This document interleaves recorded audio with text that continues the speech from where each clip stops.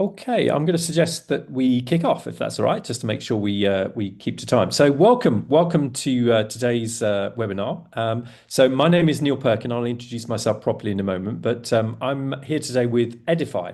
And Edify is an AI skills and capability organization helping leaders to really gain AI fluency through the organization and, of course, for themselves. So we're here today, of course, to talk about how HR leaders in particular can catalyze AI fluency. So we're actually going to talk here in today's session really about some of the challenges around AI transformation and really the fast moving context that we've got right now with AI. But the central role really that HR professionals are going to play in enabling this capability over the next few years in organizations. So let me introduce myself properly first of all. So this is me. My background originally was media. So I did the digital transformations for one of the largest publishers in the world, Time Inc., back in the day, about 20 years ago now. But for the last 18, 19 years or so, I've been an independent. So I work with companies like Edify and also clients, of course, to help them navigate fast-moving environments. I really work at the intersection of leadership, business transformation, but also emerging technology. And I've written three best-selling books actually on those topics, including books like Agile Transformation. And so I do a lot of stuff with Google as well, speak on some of their programs. I run a podcast for them and so on. So that's me. Delighted to be with you here today. As I say, we're going to talk a bit about AI fluency and really why HR is at the center, right at the center of this, and some of the challenges and how to deal with some of the challenges which are perhaps inevitable around AI transformation. So let's begin there, shall we? And so I'm going to actually just dive into this really by using this report here, which actually came out literally about 2 weeks ago. Interesting report this by Deloitte. They called it HR Reimagined or Agentic AI for HR. Now, Agentic AI, of course, is AI agents. We'll talk a bit about definitions of what that truly means a bit later in the webinar. But essentially what Deloitte were talking about here is the progression of AI and the growing maturity of AI and what that means for the function of AI. So they talk about these three stages: incremental, transformational, and reimagined. So incremental is really about the sort of way in which you're able to use AI to deliver efficiency gains. So it's really the kind of things that you're taking more of a task-based approach really to gaining more efficiency in your current ways of working, but you're not fundamentally changing processes, workflow systems yet. So you're boosting productivity, enhancing employee experience, but not necessarily transformational. To get to transformational, this is really where we're talking about AI agents.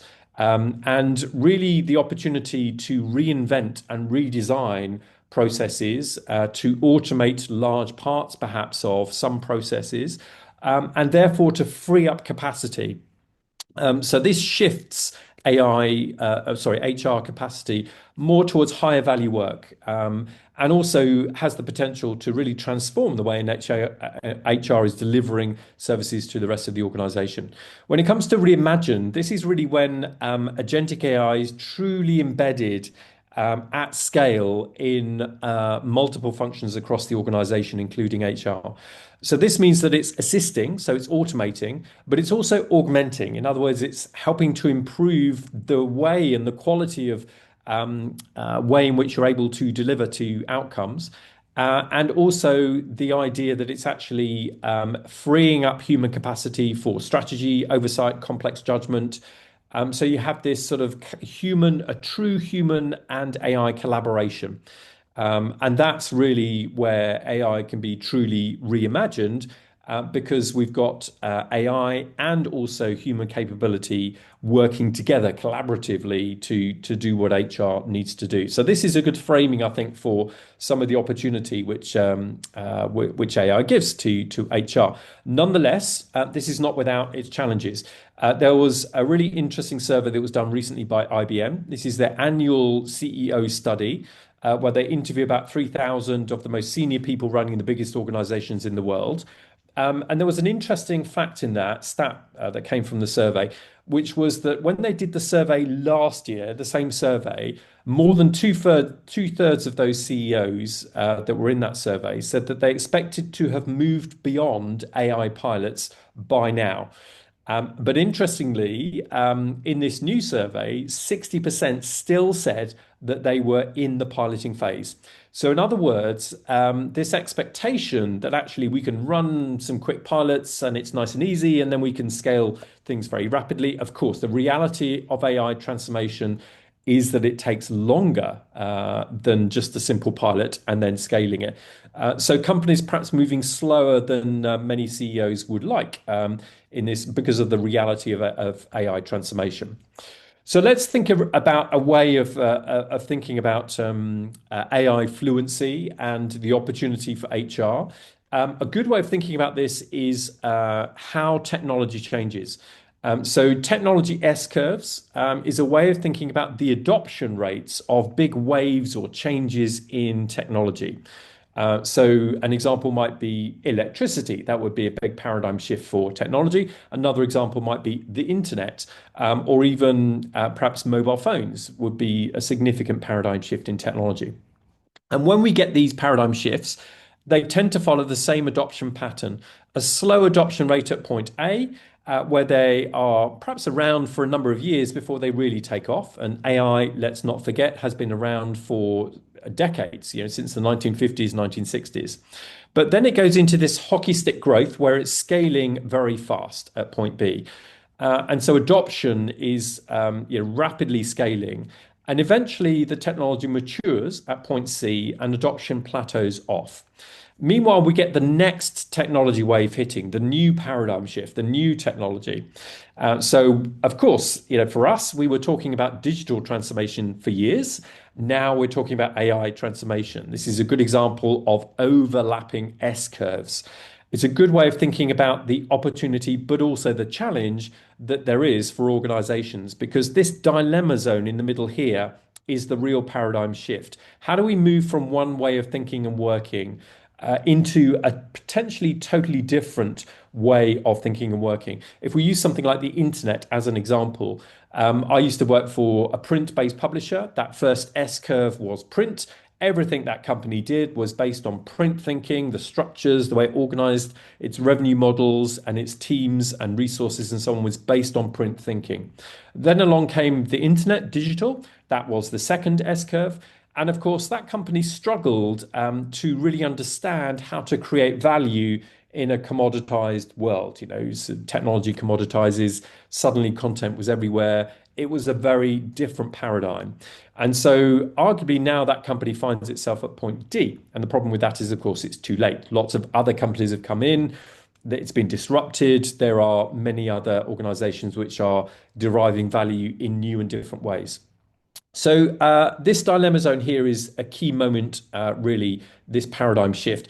And I think we can look back through history to tell us quite a lot, actually, which can tell us a lot about AI adoption and AI fluency. So this, of course, is Thomas Edison. And I'm going to use an example here from history about one of these paradigm shifts, which was electricity.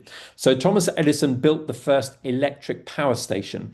This was in Lower Manhattan in New York. And for the first time, factories that were positioned around the electric power station could have electricity to power manufacturing. Now, you would think that the factory owners would be all over this. They'd look at the new technology and think, great, this is more efficient. We can electrify our manufacturing processes, bring it on. But it took 30 years before factory owners wanted to electrify manufacturing. And it's a good example, really, of what can happen when we're shifting to a new technology paradigm. Now, prior to electricity, factories had actually been powered by steam. They looked a bit like this. So you had a big steam engine that sat at the center of the factory, and you had all of these belts and the shafts and things that came off that central power source to power the individual workstations. Very dangerous place to work, of course. So when they introduced electricity for the first time, they did the obvious thing, which is to take out the big steam engine from the center of the factory and to replace it with a big electric motor. but you still had all of the shafts and the belts and everything else. In fact, you hadn't really changed very much at all. And so the factory owners saw no productivity benefit to the introduction of electricity. It took them 30 years to learn the lesson that what you could actually do with electricity was, instead of having one big electric motor at the center of the factory, you could actually have hundreds of little electric motors, one at every individual workstation. And that meant, of course, that you could do this mass production. It meant you could redesign the entire factory. This time around, the flow of materials, not the flow of power. The way that factories were laid out changed. The way in which factories were built changed. The way in which people worked changed, because you could specialize and get good at one thing on the production line. And so, absolutely everything changed at a fundamental level. And so this, of course, is really what we're at risk of doing really with AI. So if we don't think big enough, what we may well do is what happened here, which is that we look at the new through the lens of the old. Yeah, we look at the new through the lens of the old. And sometimes the opportunity is bigger than that. So the mindset really to think about here is optimization, but also transformation, bigger thinking. It's a bit like nature's metaphor for change. So on the left, we have the grasshopper. This is, incomplete metamorphosis. A big grasshopper looks like a small grasshopper. It just sheds its skin as it grows larger. This is a good metaphor for optimization. What you're doing here is you're getting bigger, better, faster, more efficient at what you are doing, but you're not fundamentally changing the process or workflow. And so AI, of course, can deliver huge value in efficiency. You can do what you did before, but you can do it much more efficiently. And that's great. But also, there is the opportunity here to think bigger, to reimagine and to reinvent and redesign. And in order to do that, this is a bit like the caterpillar turning into the beautiful butterfly. You need to go through this messy middle stage of transformation when it's all a bit uncertain. You need to experiment, test and learn in order to realize that sort of glorious future. So optimization, but also thinking bigger and transformation.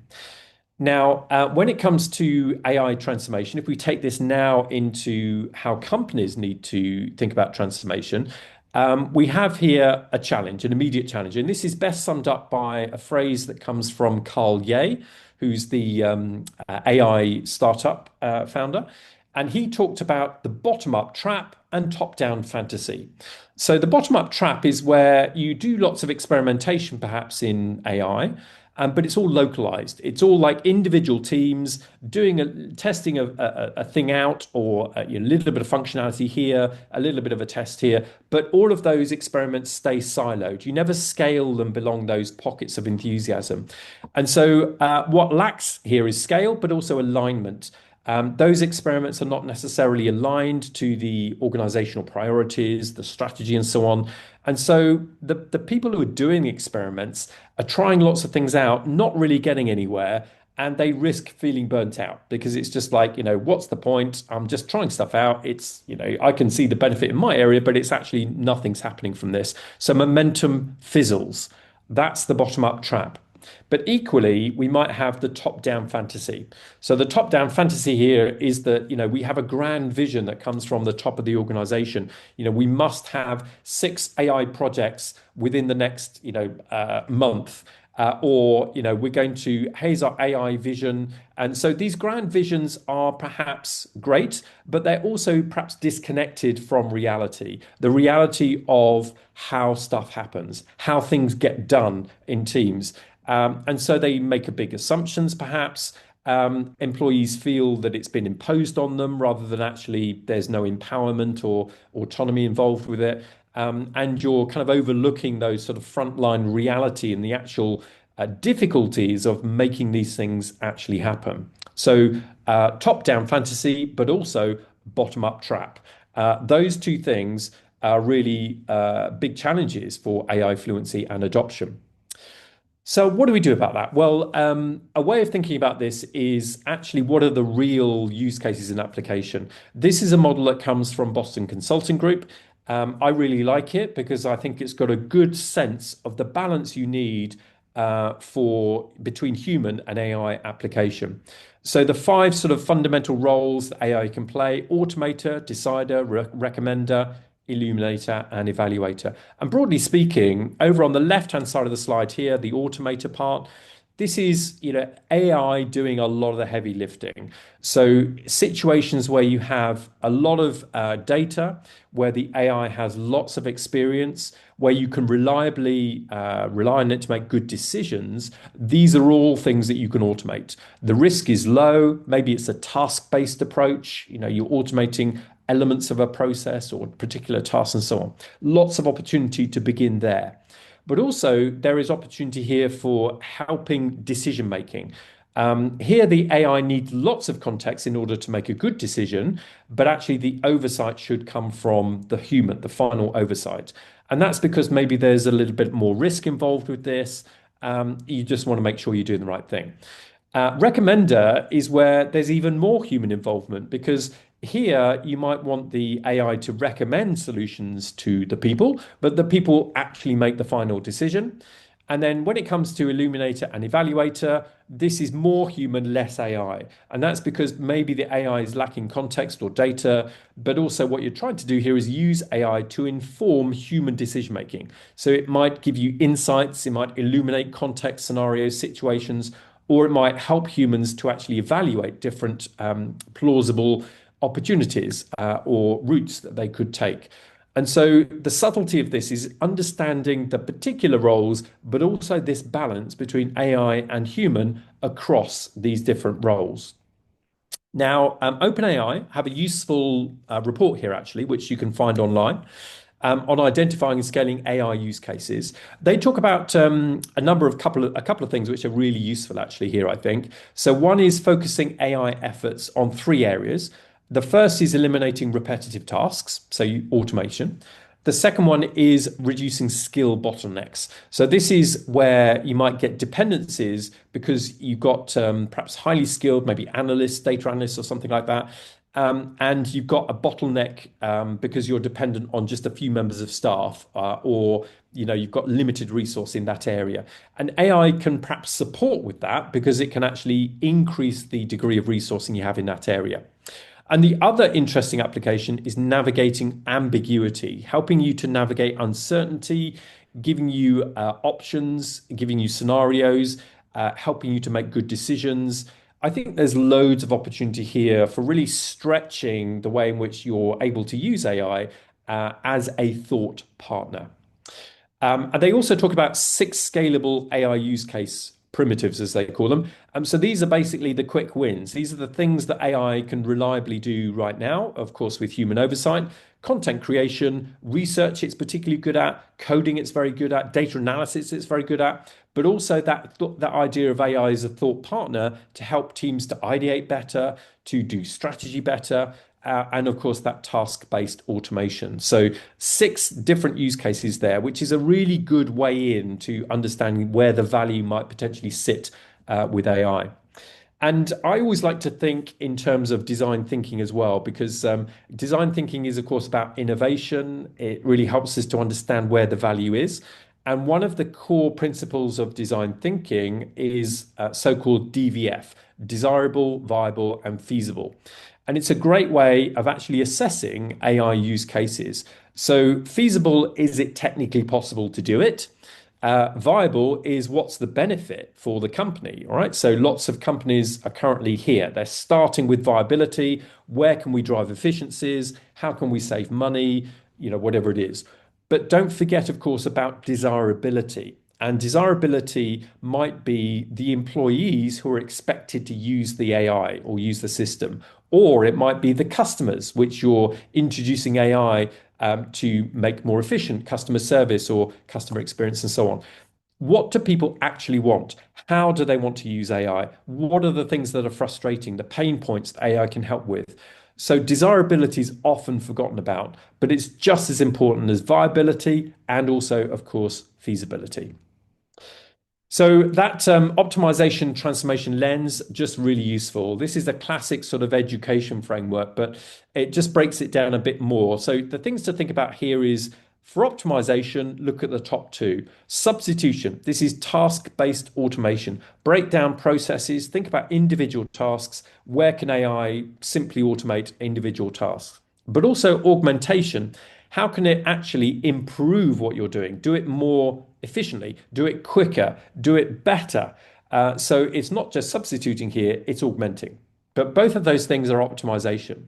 When it comes to transformation, we need to think here about significant task redesign. So maybe what you're doing here is you're looking at a whole process and thinking about how can we reinvent this process now we know what's possible with AI. And how can we actually invent completely new processes or completely new models which didn't exist before? That's redefinition. So SAMA is a great way of actually thinking about what transformation and or optimization, both of those things, what they actually mean. So solving the bottom-up trap drop-down fantasy problem is really about a number of things. Building sandboxes, so-called sandboxes for safe experimentation. You're empowering employees to experiment within guidelines. They understand what they can do, what they can't do, and you then scale successful pilots so people can see things actually happening. Creating those AI learning journeys, cross-functional here is really important because you want people to be working together to solve problems. You know, processes are often not within individual teams, they're across multiple teams. So you need teams working together to really identify how AI can support that. And then get that two-way communication going. So, to avoid the bottom-up trap and top-down fantasy, you need both connection. You need bottom-up to be saying, this is what's working, this is what's not working, here's the frustrations, here's the opportunity, but also the top-down, make it real, connect it into reality of how you can genuinely improve those processes. That's really a great way of thinking about use cases and AI fluency across the organization. Okay, so we're going to now take this into empowering teams for 5 minutes or so, and then we'll wrap the session up with a last thought really on agentic AI, which is where we began the session. So I'm just going to play you a video now, and I'd just like you to watch this video. I'm going to play about 30 seconds of this video, and then I'd like you to write into chat, what do you notice about what's happening here? So this is a video of one of the busiest traffic junctions in the world. It's Meskel Square in Addis Ababa in Ethiopia. And this is a traffic camera which is positioned above the traffic junction. And it's kind of a speeded up version of what's happening in the traffic junction. All right. So Meskel Square, I'm going to play the video. It's about 30 seconds or so. But as you watch this, just pop into chat, please. What do you notice about what is happening here? This is Meskel Square.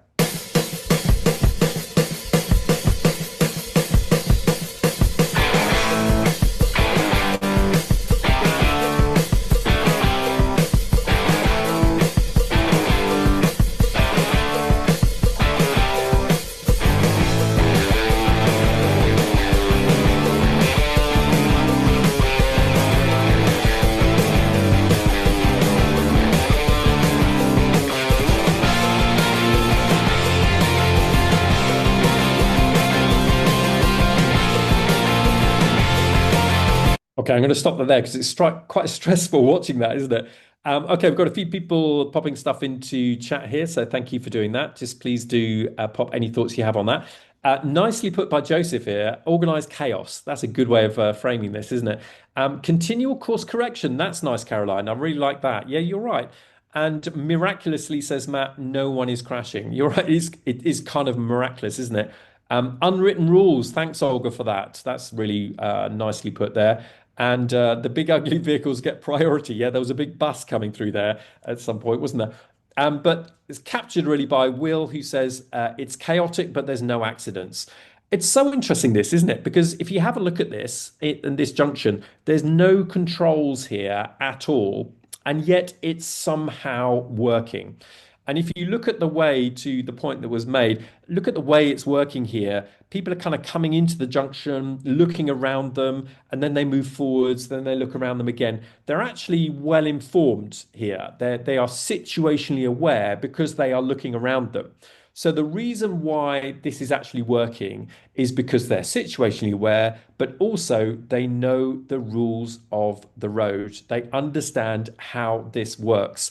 And so consequently, That's why you've got no crashes. It's a brilliant example, I think, of how autonomy works. You need two things really to make autonomy work well: competence and confidence, right? So competence, you need skills, capability, understanding how the context works, but also confidence. Once you've done it once, you know how it works, you can do it again. So competence and competency and confidence is really key to enabling people to be empowered and to have autonomy. And AI is, of course, no different. You need people to be competent, but you also need to build their confidence around AI in order to experiment well. So lovely little learning that. A great way of thinking about this, how do you empower people in a way that enables them to test and learn and experiment and to really build that competence and confidence?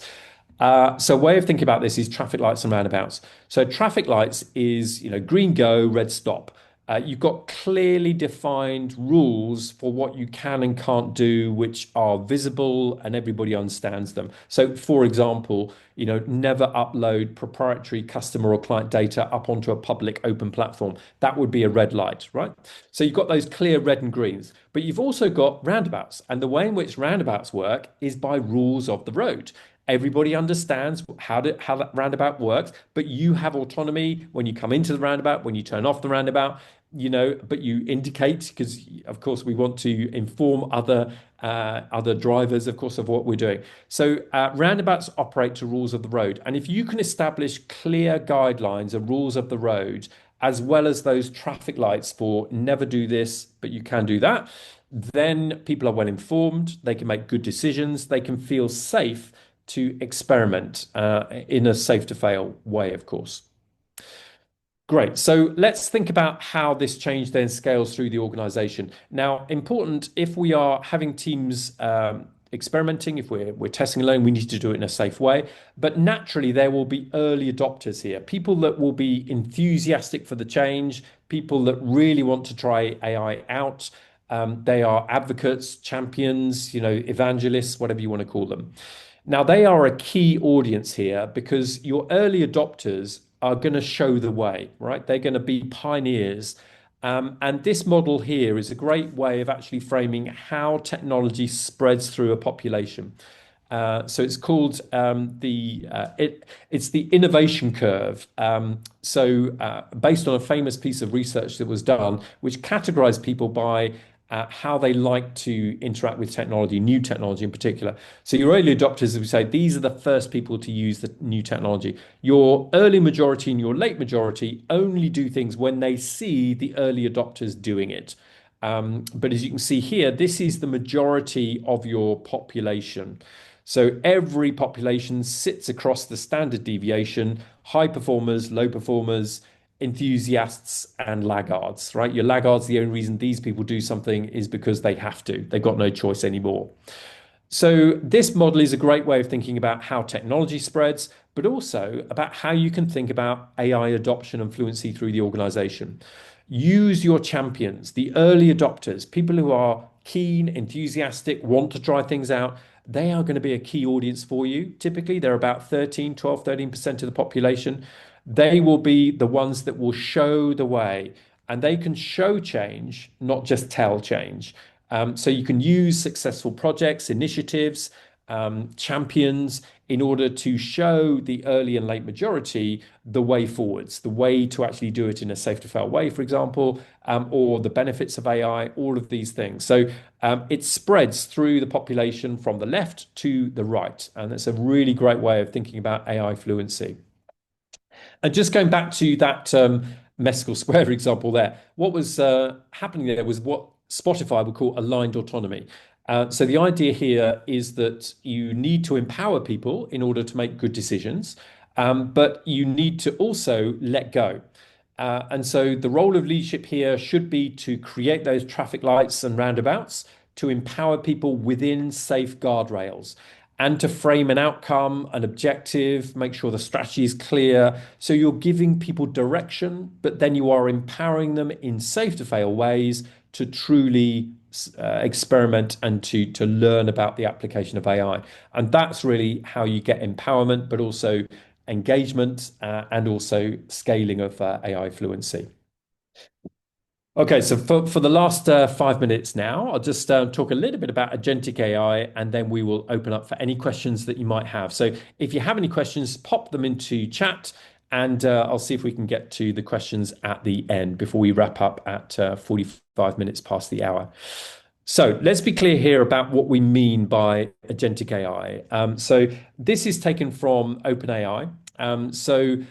They have defined 5 levels of agentic AI, starting from the most basic, which we have already got, through to level 2, 3, and all the way up to level 5.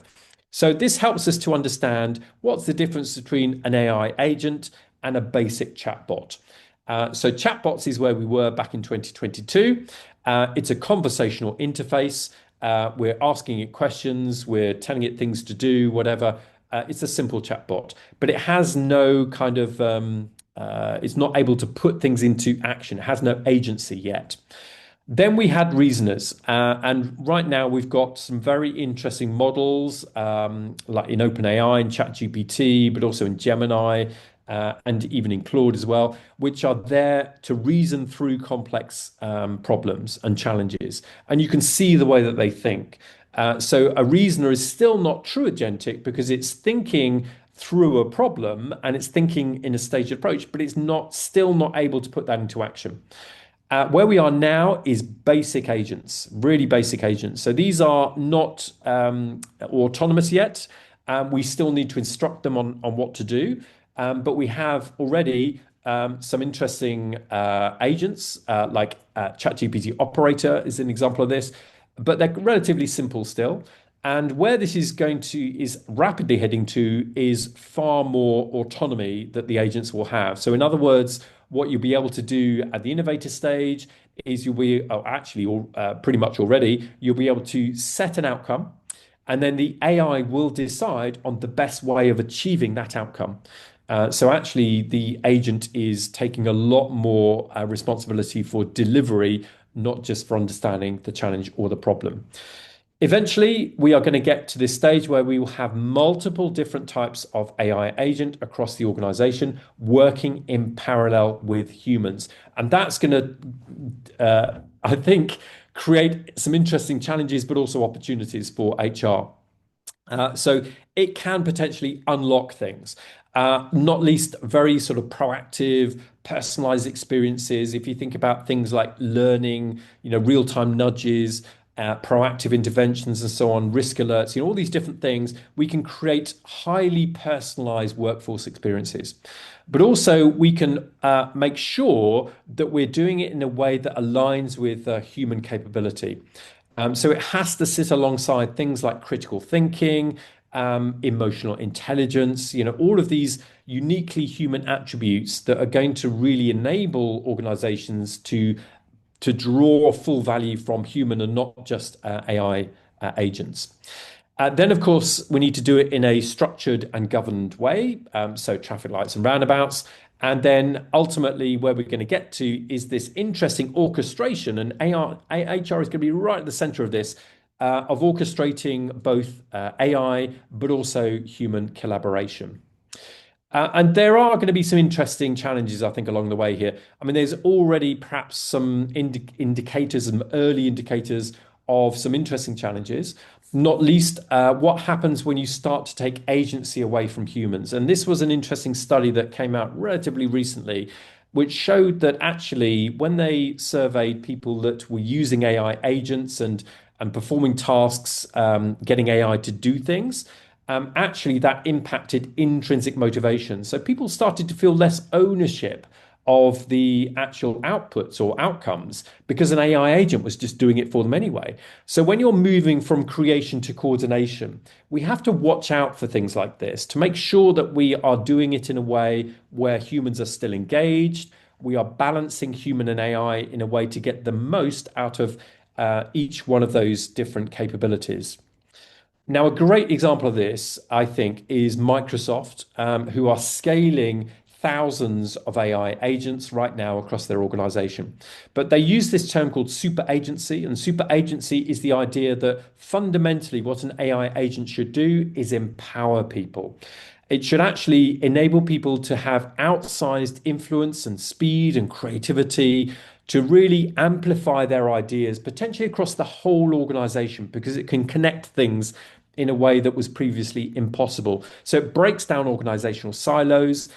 You have this kind of symbiotic human machine collaboration, and they're enabling this at the enterprise level, but they're also enabling individuals to build their own AI agents to support them in their tasks. So, a really interesting kind of lens, I think, on how to frame agentic AI in a positive way, not a negative way. Let's not forget, of course, the classic framework around human motivation, of course. So Dan Pink's Drive, which talks a lot about the power of intrinsic motivators, and particularly autonomy, mastery, and purpose, of course.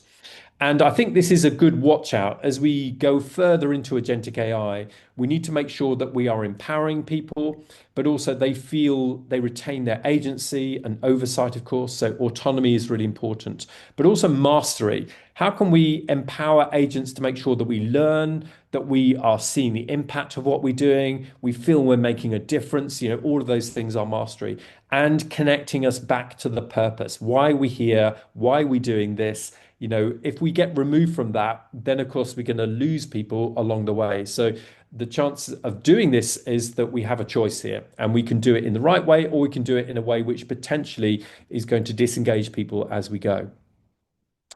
Brilliant. Okay, so we're drawing the session to a close. Now, I'm happy to take any questions that you might have, but just to pull together a last couple of thoughts here. So another report from OpenAI, this one I think is also useful. This is a leadership guide, basically. This came out literally about 2 weeks ago, but they talk about align, activate, amplify, accelerate. Basically, it's a good way of summarizing a lot of what we talked about today. So the importance of alignment, start with that clarity of purpose, set those company-wide goals, and role model adoption at every level. Remember the diffusion of innovations, which was, early adopters, but then taking it into the majority of the organization to show the path. Activate, so training.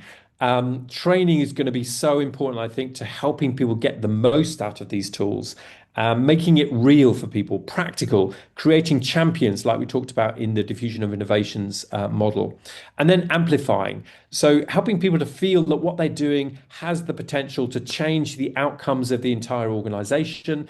Don't let those wins live in silos, share the successes, build those knowledge hubs. Ways of sharing what's working, what's not working is going to really catalyze AI fluency across the organization and make it easy for people. Provide them with the tools, provide them with the guidelines, the guardrails in order to really accelerate adoption. So well done. And thank you very much for any questions you put in. Still got time for any questions. So I'm just going to hand over to Louis briefly for a quick word on Edify, and then we will come back to take any questions that you might have. I'll just have a look in chat, but over to you, Louis. Thanks, Neil.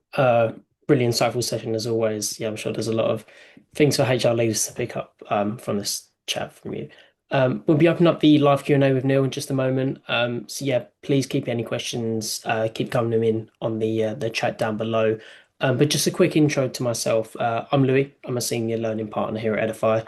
We run live instructor-led AI skills workshops for different functional teams who are looking to upskill in AI.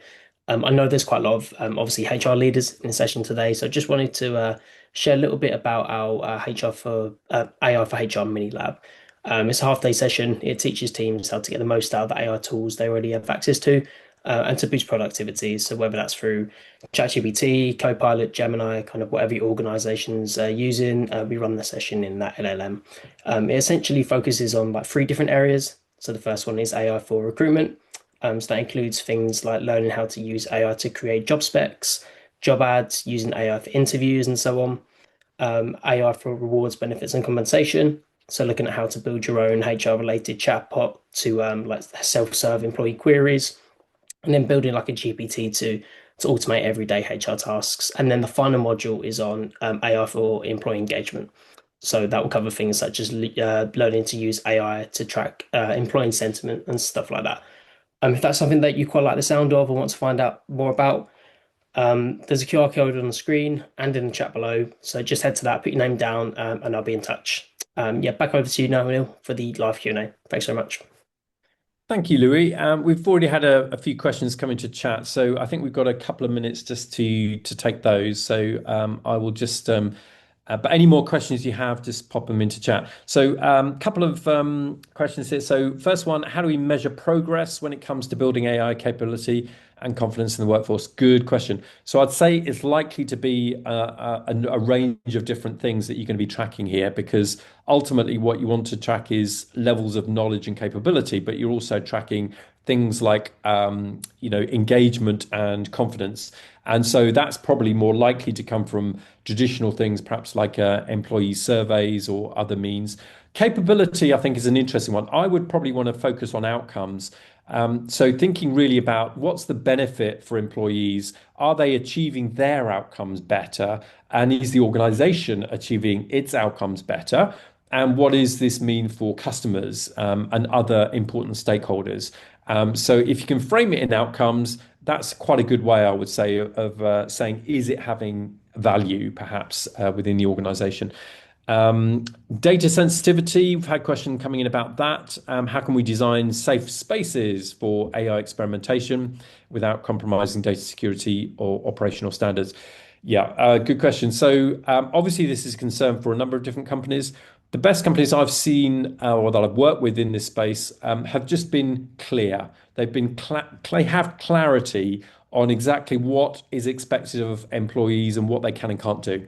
So there's several technical things that you can do here to create safe spaces for experimentation, but there's also rules of the road, like we talked about before. And here, this would involve things like how you are using the system. Being aware of when a system is open and when it's a closed enterprise system. So a lot of it's how you set it up, but also just practices here about not uploading certain types of data, not sharing certain things. It's just a lot of it is about clarity and just education at the end of the day. So that to me, I think is really as key as the kind of technical piece as well. Happy to take any final question. I think we've got 1 minute left. But let me just say thank you to everyone for joining the webinar today. My name is Neil Perkin. Do connect with me on LinkedIn and do talk quite a bit about this kind of stuff and write a weekly Substack on it as well. So thank you for your time and attention today. Really enjoyed taking the session. Anita's just popped a couple of links into chat there. So you can follow Edify on LinkedIn and also follow me. The link is there. And for more information on AI in HR Masterclass, there is the link there as well. So thank you very much and enjoy the rest of your day.